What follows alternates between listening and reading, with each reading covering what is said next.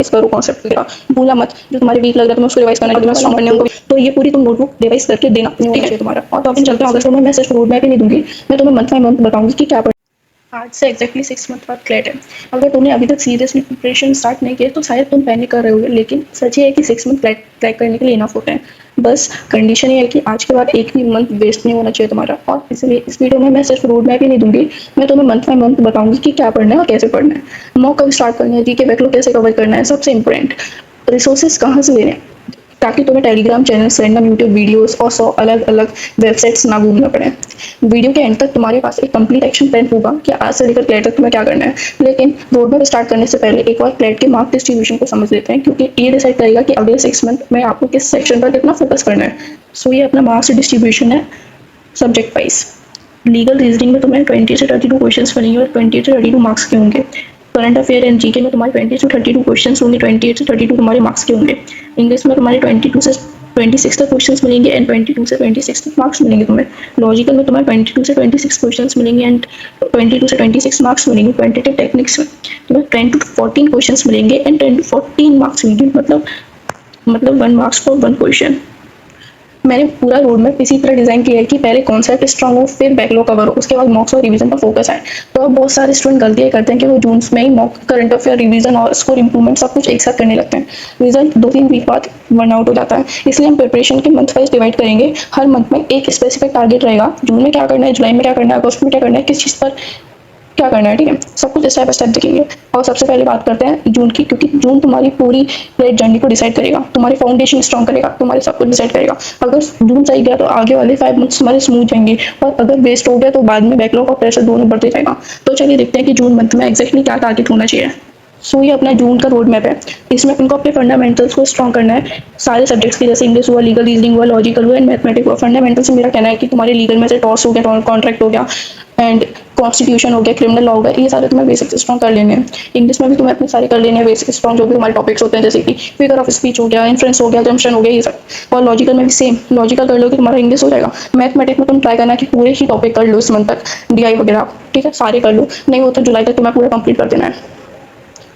और तुम्हें इस मंथ में अपने करंट अफेयर के बैकलॉग भी क्लियर कर देने हैं, जैसे कि दिसंबर के, जैन के, फेब के, मार्च के। तुम्हें सिर्फ इन 4 मंथ के बैकलॉग इस बार क्लियर कर दो जून मंथ में पूरे, और साथ ही साथ जून का बैकलॉग मत रहने देना, जून को भी साथ साथ पढ़ते रहना है। अब देखते हैं तुम्हारा डेली कैसे, मतलब डेली रूटीन बेसिकली क्या क्या होना चाहिए। डेली रूटीन में तुम लोग करंट अफेयर डेली पढ़ोगे, और 2 सब्जेक्ट, तुम्हारे 2 सब्जेक्ट्स की तुम लोगों को थ्योरी तुम्हारी खत्म होनी चाहिए। और जैसे तुमने अगर थ्योरी पढ़ ली, कि तुमने टॉर्च की थ्योरी पढ़ी, टॉस की अगर तुमने थ्योरी पढ़ी, तो इसको तुम्हें हर की प्रैक्टिस करना है, इसके क्वेश्चंस, वरना कुछ फायदा नहीं है। उसी दिन तुम्हें प्रैक्टिस करना है, नो एक्सक्यूज नथिंग। अब टॉपिक वाइज मैंने लिखा है, टॉपिक वाइज प्रैक्टिस टेस्ट में सॉल्व कर। तो चलते हैं अपने जुलाई के रोड मैप पे, अपना करना क्या है। तो जून में तुम्हारा कोर्स फोकस होना चाहिए फाउंडेशन बिल्डिंग पे, और ताकि कैसे स्कोर बढ़ेगा ये सब पे तुम्हारा फोकस नहीं होना चाहिए अभी के लिए। तो फिर जुलाई का रोड मैप देखते हैं, उसमें क्या करना है तुमको। तो ये तुम्हारा जुलाई का रोड मैप है। इसमें तुम्हें डेली सेक्शनल प्रैक्टिस चालू कर देना है, क्योंकि तुमने टॉपिक वाइज खत्म कर लिया होगा, तुम्हें सारे कॉन्सेप्ट क्लियर हो गए, तुम्हें जून में पूरे कॉन्सेप्ट क्लियर हो गए, तो तुमने उस कॉन्सेप्ट की प्रैक्टिस भी कर लिया। अब तुम्हें सेक्शनल्स चालू कर देना है, और एक वीक में एक मॉक देना है, और बाकी जो 6 डेज रहेंगे उसमें तुम्हें सेक्शनल्स प्रैक्टिस करने हैं डेली, मतलब 2 या 3 सेक्शन तुम्हें डेली प्रैक्टिस करने हैं। और तुम्हारा जो बैकलॉग था तुमने मार्च तक कंप्लीट कर लिया था, तुम्हें अप्रैल और मई, जून का भी कंप्लीट करना है। जून में तुम्हें जून का बैकलॉग नहीं रहने देना, तुम्हें जून पर रिवाइज करना है जून का तुम्हें, ठीक है। और तुम्हारी एक फुल लेंथ मॉक तुम्हें देना है एवरी वीक, जून में भी दे सकते हो, बट जून में इतना तुम ध्यान में देना, भी देना चाहो तो दे सकते हो, 2 वीक में एक मॉक दे सकते हो, लेकिन जुलाई में तुम्हें एक मॉक हर वीक देना ही देना है। और तो तुमने एक वीक में एक मॉक देना चालू कर दिया है, तो तुम्हें उसकी एकदम एनालिसिस, डीप एनालिसिस तुम्हें करनी है, और तुम्हें एक नोटबुक स्टार्ट कर देनी है, एक डायरी बना लेनी है कि तुमने इस सेक्शनल में क्या गलती करी है, तुमने इस मॉक में क्या गलती, एकदम डिटेल में लिखना है। ये क्वेश्चन अगर गलत हुआ है तो क्यों हुआ है, और सही होगा तो कैसे होगा, ये सब तुम्हें लिखना है। और तब तुम अगला वाला मॉक दो, तो ये पूरी तुम नोटबुक रिवाइज करके देना, ठीक है। तो अपन चलते हैं अगस्त का रोड मैप देखने कि अगस्त में अपन क्या करना है और कैसे करना है। तो अपन चलते हैं अगस्त को देखते हैं कि अगस्त में क्या करना है। तो करंट अफेयर तुम्हारे अप टू डेट रहने चाहिए, कि तुम्हारा एक बैकलॉग नहीं होना चाहिए, एक भी बैकलॉग तुम्हारा क्रिएट नहीं होना चाहिए, तुम्हारे सारे बैकलॉग कवर हो जाने चाहिए, क्रिएट नहीं होना चाहिए, ठीक है।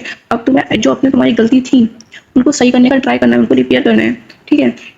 तो तुम्हारे वीक एरियाज थे उनको तुम्हें स्ट्रॉन्ग करना है, और तुम्हारा जो मेन फोकस होना चाहिए वो स्पीड बढ़ाने पे होना चाहिए, और एक्यूरेसी बढ़ाने पे, और टाइम मैनेजमेंट करने में, ठीक है, कि टाइम कैसे मैनेज होगा, ये तुम्हारा मेन फोकस होना चाहिए।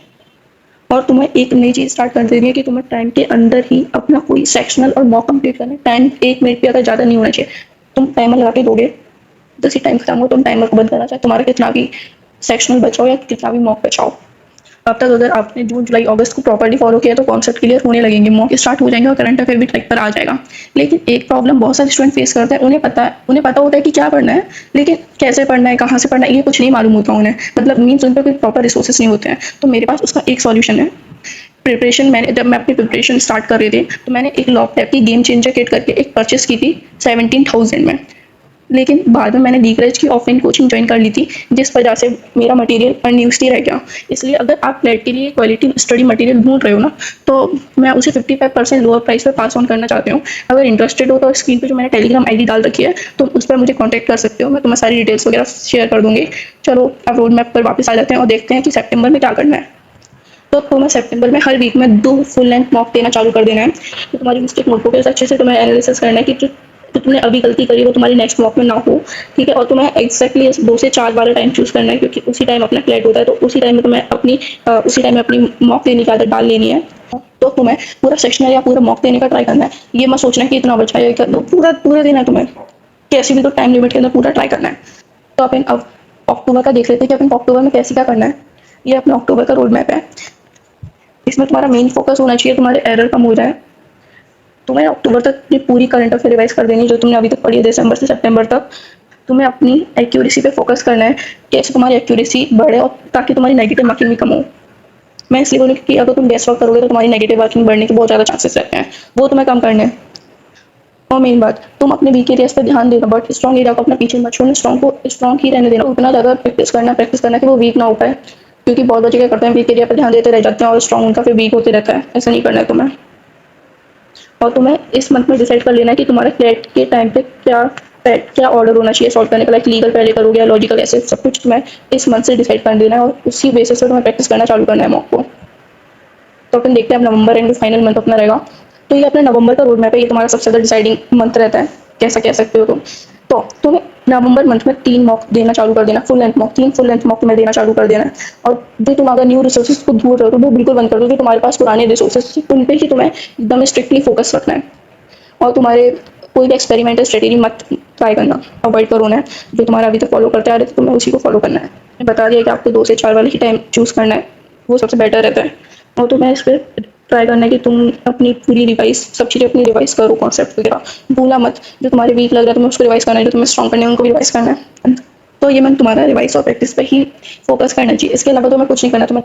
तो अब बात आती है दिसंबर में तुम्हें क्या करना है। तो तुम्हें दिसंबर तक कोई भी प्रैक्टिस एक्स्ट्रा नहीं करनी है। सो तुम्हें सिर्फ एग्जाम के 2-3 दिन पहले तक ही प्रैक्टिस करनी है। जैसे तुम्हारे 2-3 दिन पास आ जाए एग्जाम, बिल्कुल बंद कर देना प्रैक्टिस करना, एंड मॉक तो बिल्कुल बंद कर देना। तो तुम चाहो तो सिर्फ जी के रिवाइज करना, बाकी कोई मत करना। एंड आई नो कि तुम क्लैट कर सकते हो अगर तुम स्ट्रिक्टली कंसिस्टेंट रहोगे तो, ठीक है। तो बस bye guys, thank you so much video देखने के लिए। एंड अगर तुम्हें वो किट चाहिए तो मुझे डीएम कर देना टेलीग्राम आईडी पर।